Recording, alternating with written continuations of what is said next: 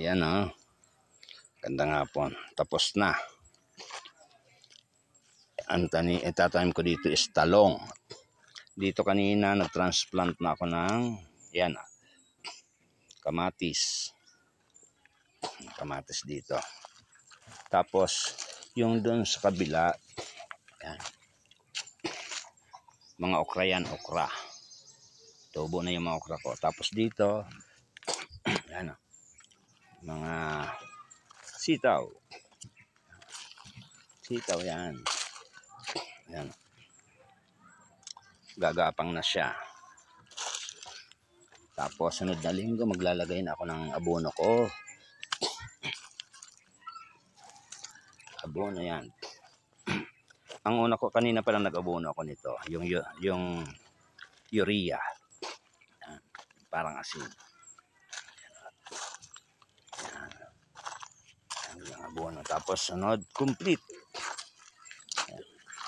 Yung dun sa kabila ang itatanim ko doon. So yung hindi nabuhayan is papayas. Siguro may mga 100 na, hindi lang 100.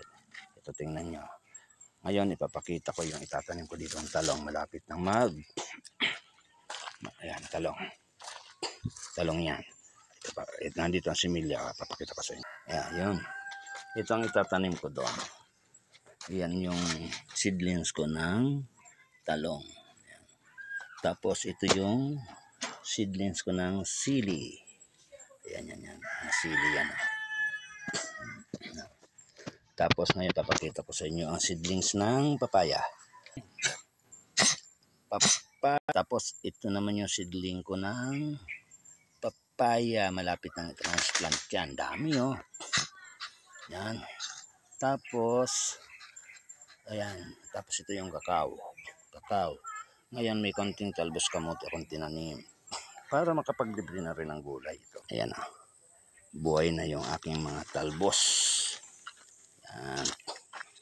Talbos kamote. Yan. Makapaglibre na lang ng gulay sa araw-araw. Malaking tipid na yan sa budget mga guys. Okay. Hanggang dito lang muna. Bye-bye.